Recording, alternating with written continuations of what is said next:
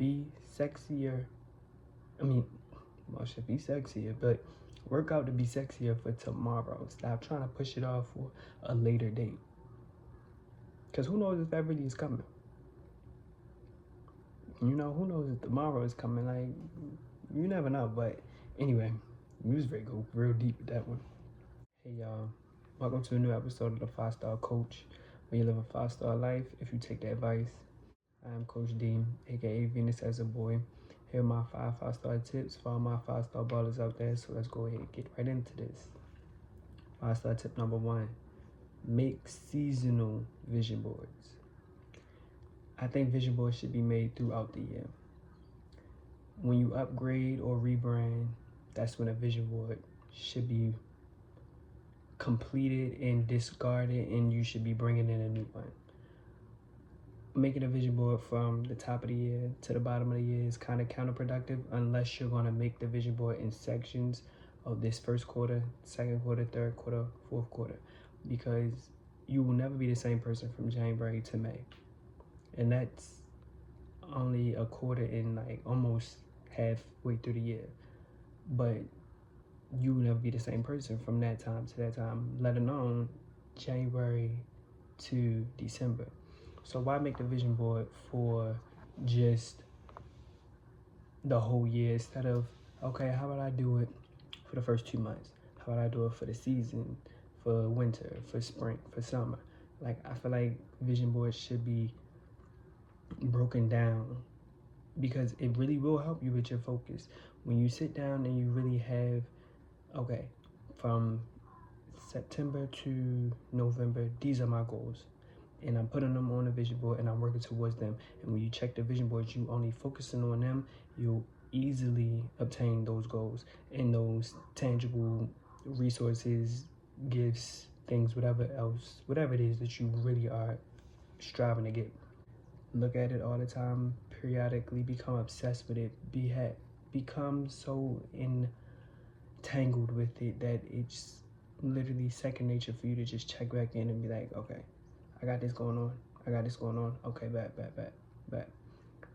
And another thing with vision boards, right? I see the vision board parties all the time. I never really was a fan of that. I feel like a vision board should be private.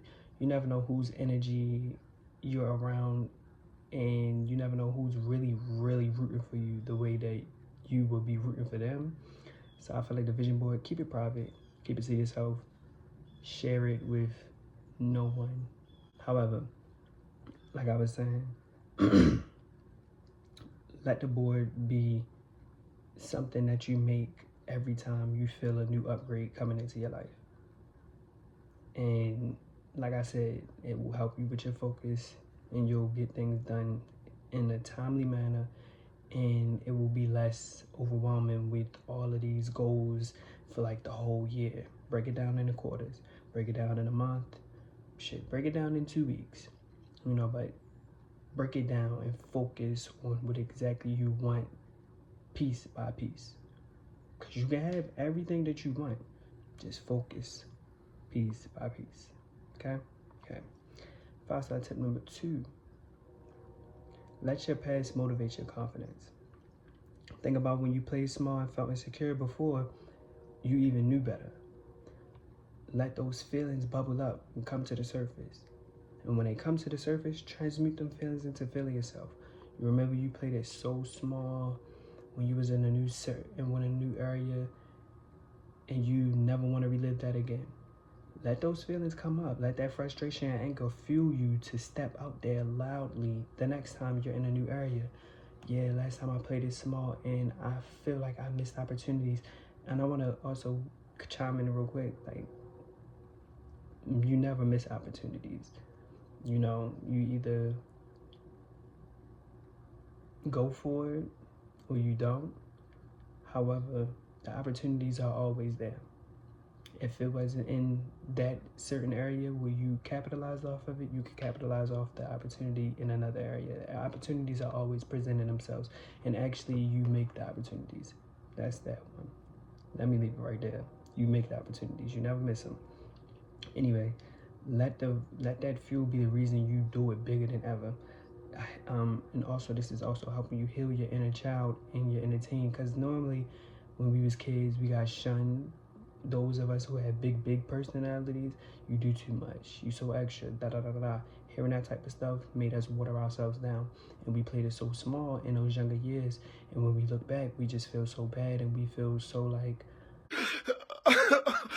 oh my God, my Shayla. My Shayla. We feel like, damn, like I played that so small when I could have been doing it bigger than ever. Look back on that and do it for them. Do it for them, the inner child and the inner teen. Because, like I said, as a kid, we got shunned. And then in the teenage years, the anxiety and depression started kicking in because we started growing and developing, and our minds become bigger than what we ever imagined. And now we seeing things for what it is, but we also know, like, I still gotta play it small because of X, Y, and Z. Do it big for them. Look back, let it be the motivation to be the loudest and proudest version of yourself. Take big pride in showing yourself off, and make sure you are doing it for you today, but keep the inner child and the inner teen in the front of your mind the whole time. Like, I need y'all to know I seen y'all the whole time, and now I'm strong enough and more secure in myself to actually step out there and do something big. So I got y'all, and I got me. You know, just let that past motivate you instead of letting it eat at you and tear you up inside. Okay? Oh wait, before I move on, that's the time that you let your ego develop too. So beyond the first thing I said about letting people talk about you, fuel your ego and develop your ego, this is also a way to develop your ego, to make sure you know, like, baby, you been the shit. You been the hottest thing out here. Now I'm ready to show it off. Before you had minimal confidence. Now we've grown it. We've grown into just a bigger and better version of ourselves. We ready to show it off. Okay? Okay. Now, if I start tip number 3, going nonverbal is worse than what you was gonna say. No matter how bad you think what you're about to say is, say it. At least it's out there, and then the conversation can move on. Nonverbal is so rude and unnecessary. Just speak up. Excuse me. What triggered me to write this though, I seen these people in Starbucks, and they were just letting this man chat. Nobody was paying him any mind except for one person. Everybody else ignoring him. At first they was talking to him, but he was being excessive with the talking. And instead of them saying, I'm no longer interested in this conversation, they was just letting him ramble and talk. And I just found it to be so rude. Like, just open your mouth and say, look, not interested anymore. Like, I'd rather you go ahead about your day and no longer waste your time, because I have nothing else to say to you. You feel me? Like, express yourself with those raw feelings in those moments too. And most of the time when you go nonverbal, it's because you're trying to save somebody from feeling a certain way. And you got a cape. Like, do you?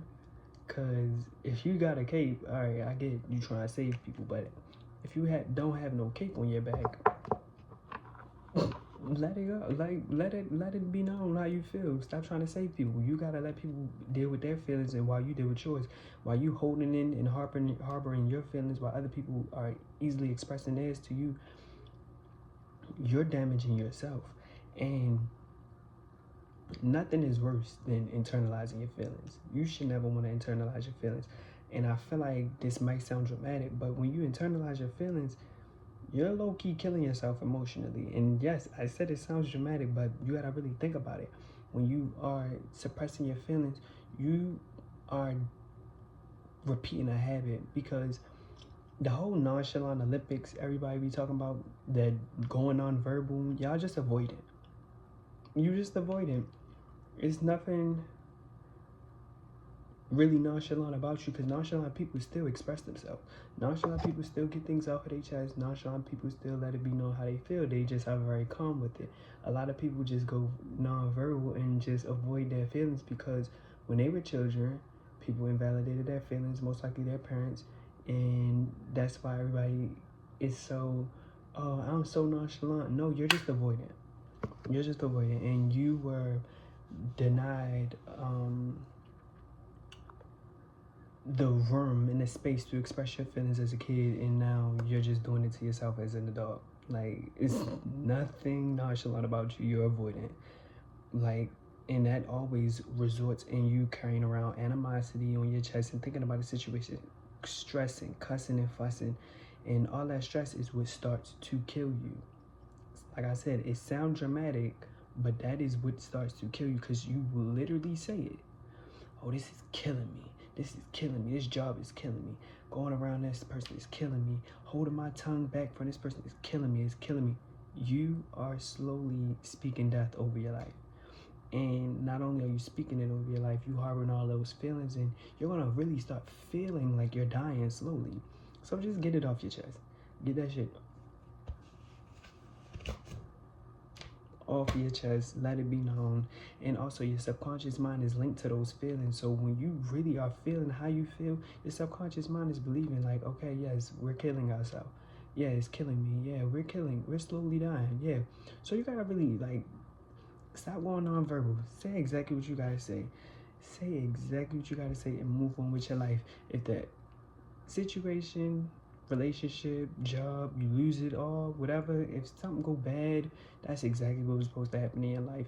It's never you losing anything. It's always a it's never a loss, it's always a lesson, and then it's also still putting you in alignment.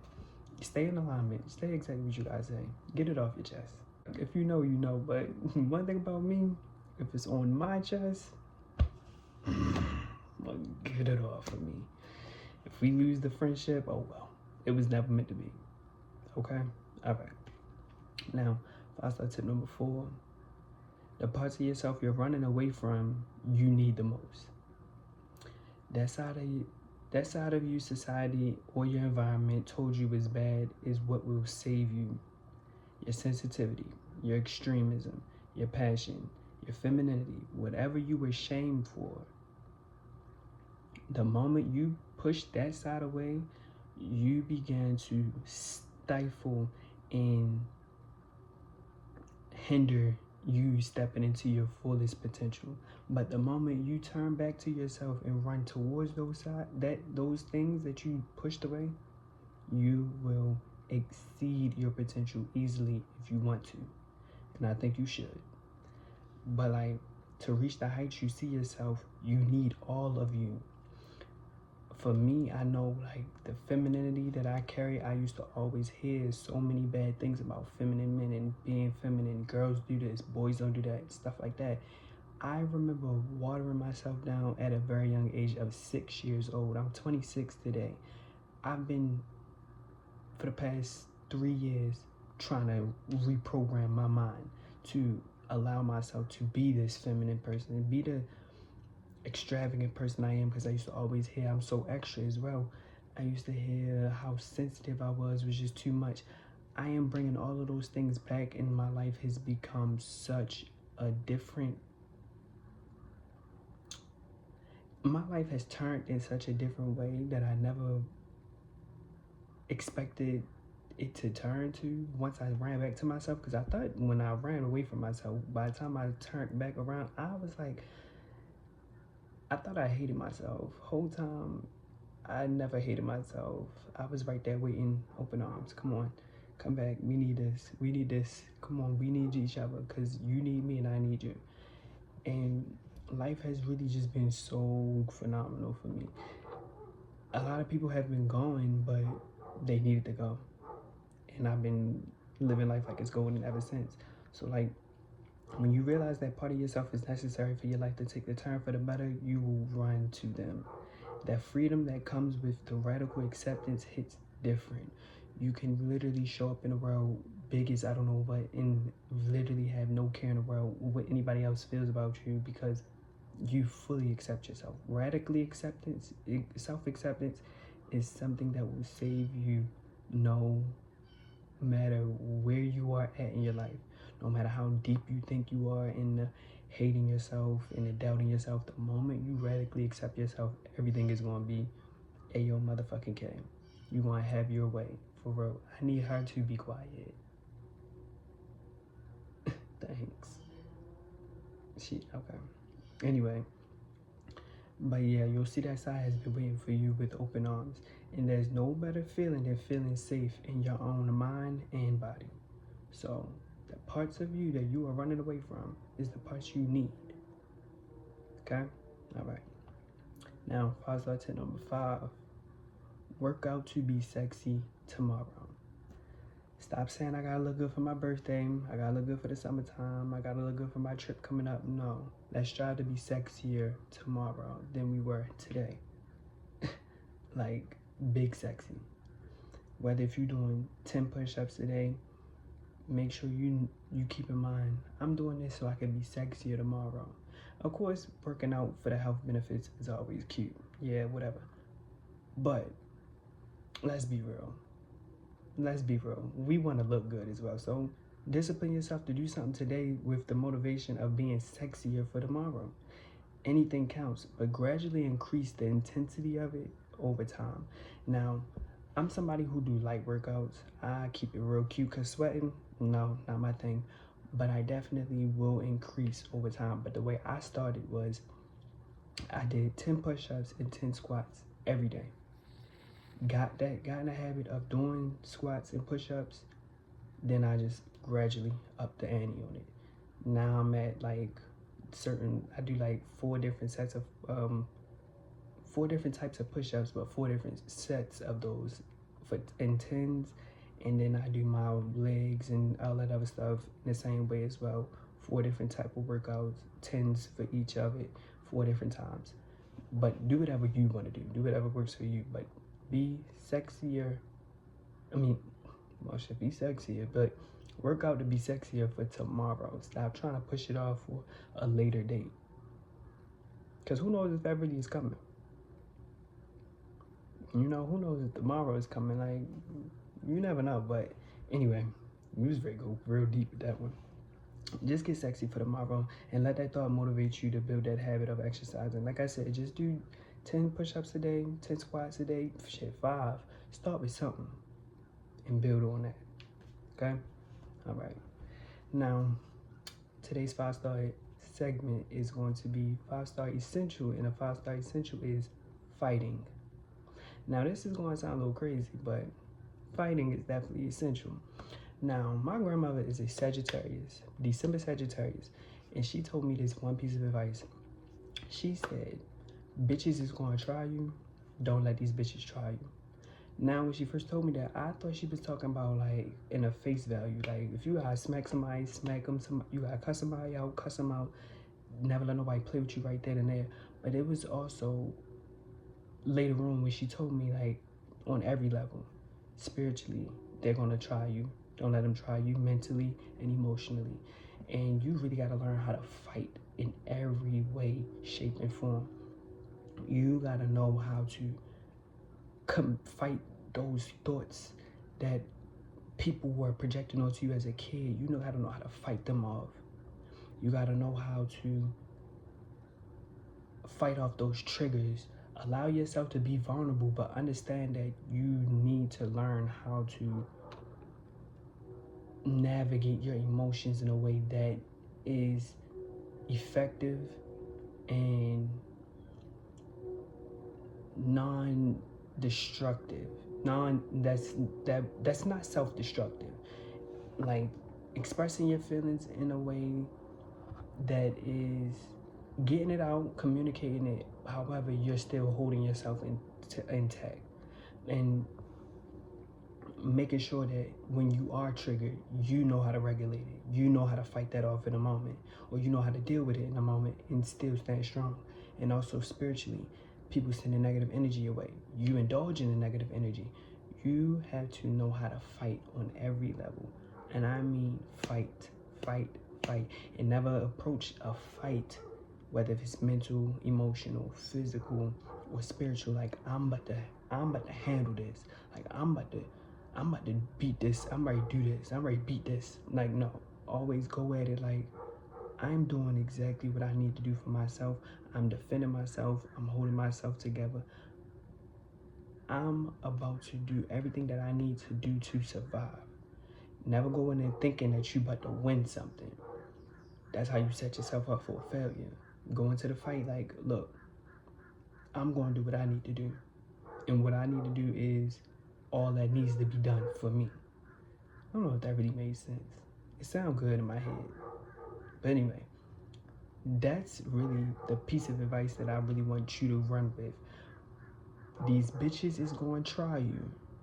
Don't let these bitches try you. Okay? All right. And now, that's the end of the episode of the 5-Star Coach, where you live a 5-star life, you take the advice. And as always, like, comment, subscribe, and share the content. And y'all know I'll be here next Friday. So, bye, y'all.